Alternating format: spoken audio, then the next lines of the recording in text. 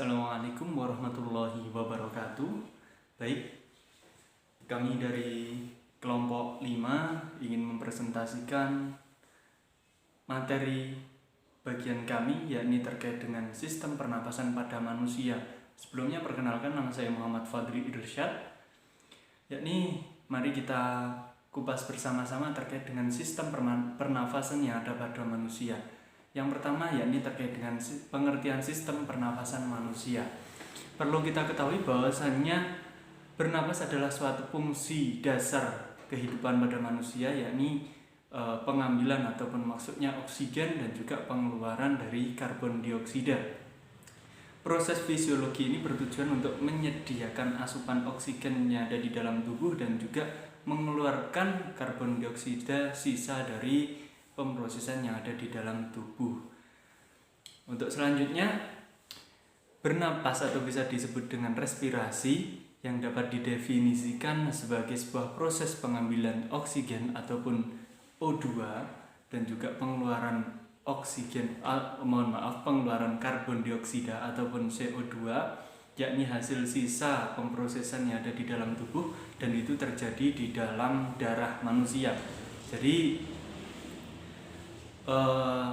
udara yang masuk yang pertama itu melewati dari hidung, terus ada tenggorokan dan nanti masuk ke dalam trakea dan juga ke paru-paru, lalu diproses dan juga dikeluarkan berupa bentuk karbon dioksida. Nah, untuk selanjutnya, secara normal ataupun secara biasanya manusia bernafas 12-20 kali secara normal. Akan tapi pada orang-orang yang mungkin melakukan pekerjaan berat seperti bekerja maupun berolahraga, biasanya lebih dari 12-20 kali dalam bernapas selama 1 menit. Nah, selanjutnya untuk kebutuhan oksigen yang dibutuhkan manusia dalam sehari biasanya memerlukan 300 liter oksigen dalam setiap hari. Akan tapi tergantung, apabila seseorang itu melakukan pekerjaan yang berat seperti yang dikatakan tadi sebelumnya, yakni dalam 1 menit bernapas 12-20 kali, dan juga dalam 1 hari 300 liter oksigen yang dibutuhkan. Apabila seseorang itu melakukan pekerjaan yang berat ataupun saat kita melakukan pekerjaan berat itu terasa dalam bernapas tergesa-gesa atau terengah-engah, itu buktinya bahwasanya kita memerlukan oksigen yang lebih untuk bernapas dalam hitungan setiap menit maupun setiap harinya. Nah, apabila dalam pekerjaan berat seperti bekerja, selanjutnya olahraga maupun pekerjaan lainnya, biasanya dalam sehari membutuhkan 300 liter oksigen. Apabila melakukan pekerjaan berat, maka lebih dari 300 atau mungkin bisa berlipat-lipat ganda. Nah, itu sedikit cuplikan pengertian dari sistem pernapasan yang ada pada manusia. Untuk selanjutnya terkait dengan bagian-bagian sistem pernapasan dan juga fungsi akan dijelaskan anggota kelompok kami. Terima kasih. Selanjutnya adalah fungsi sistem pernapasan manusia. Apa aja sih fungsi sistem pernapasan manusia itu? Yaitu yang pertama, menghirup dan menghembuskan udara atau bernafas. Pada paru-paru, udara dihirup melalui rongga hidung dan mulut. Selanjutnya akan bergerak melalui faring, laring, dan trakea, lalu menuju ke paru-paru. Selanjutnya udara akan dihembuskan keluar dan mengalir melalui jalur yang sama. Ketika sedang menghirup udara, diafragma dan tulang rusuk terangkat. Saat volume paru-paru meningkat, tekanan udara turun dan udara masuk. Saat menghembuskan nafas, otot-otot menjadi rileks, paru-paru menjadi lebih kecil dan udara dikeluarkan. Yang kedua yaitu pertukaran gas antara paru-paru dan aliran darah. Di dalam paru-paru akan terjadi pertukaran antara oksigen dengan limbah karbon dioksida. Proses ini disebut dengan respirasi eksternal dan terjadi di alveoli. Oksigen yang dihirup akan meningkat molekul hemoglobin dalam sel darah merah dan dipompa melalui aliran darah. Yang ketiga yaitu pertukaran gas antara aliran darah dan jaringan di dalam tubuh. Aliran darah akan mengalirkan oksigen ke sel tubuh dan membuang limbah karbon dioksida. Proses ini disebut respirasi internal. Pada proses ini, sel darah merah akan membawa oksigen yang diserap dari paru-paru ke seluruh tubuh melalui pembuluh darah. Yang keempat yaitu menciptakan suara. Udara yang menggetarkan pita suara akan menciptakan sebuah suara. Suara ini dibentuk oleh struktur di saluran pernapasan bagian atas. Selama bernafas, udara akan mengalir dari paru-paru ke kotak suara. Saat manusia berbicara, otot di laring akan menggerakkan tulang rawan arytenoid. Selanjutnya akan mendorong pita suara.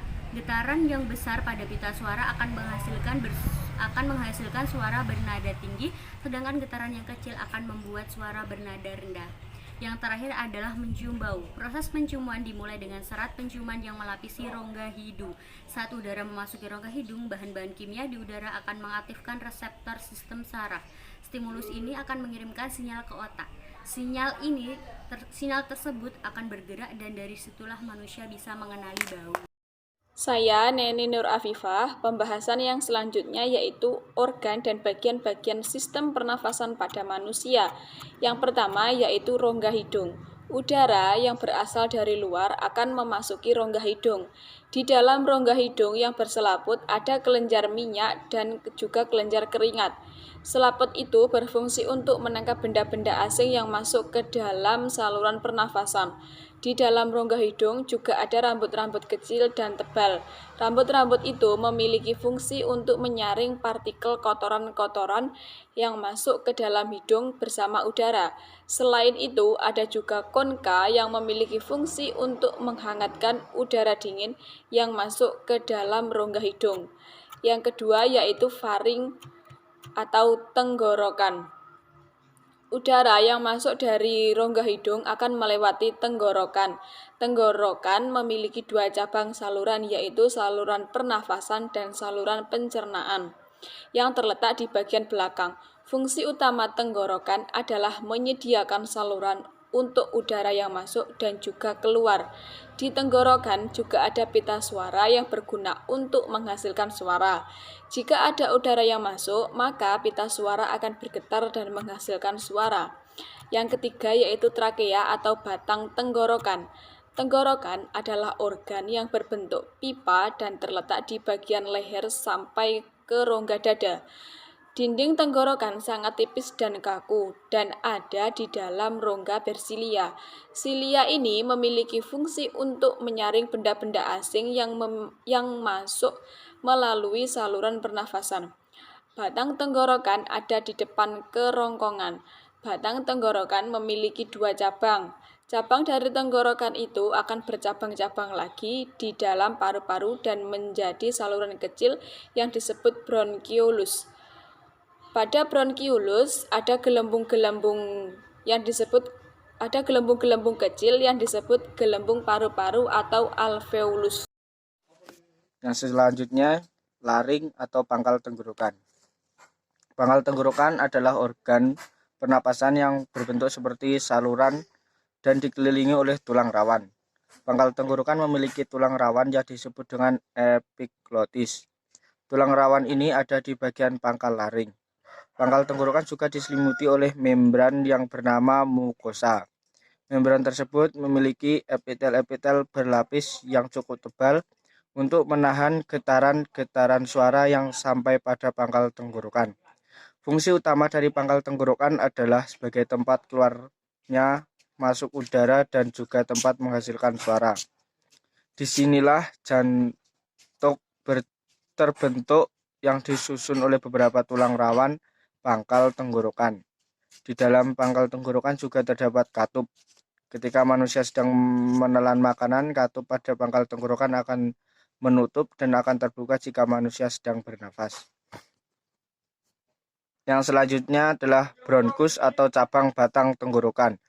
Fungsi dari cabang batang tenggorokan adalah menyediakan jalan untuk udara yang ingin masuk dan keluar dari dan menuju paru-paru. Struktur dari batang tenggorokan mirip dengan struktur batang tenggorokan. Yang membedakan hanya tulang rawan di cabang batang tenggorokan memiliki bentuk yang tidak teratur. Pada cabang tenggorokan juga ada cincin tulang rawan yang melingkari dengan baik. Cabang batang tenggorokan memiliki cabang-cabang lagi yang disebut dengan bronkiolus. Yang terakhir adalah pulmo atau paru-paru. Paru-paru berada di dalam rongga dada bagian atas. Di samping paru-paru ada tulang rusuk dan di bawahnya ada diafragma. Paru-paru terbagi menjadi dua bagian, yaitu bagian kanan dan kiri. Paru-paru bagian kanan terdiri dari 3 lobus, sedangkan paru-paru kiri memiliki 2 lobus saja. Paru-paru diselimuti oleh selaput yang tipis. Di dalam paru-paru terdapat cabang dari bronkus, alveolus, dan pembuluh darah. Bronkiolus memiliki cabang-cabang lagi yang disebut dengan bronkiolus respirasi. Paru-paru menjadi tempat pertukaran oksigen.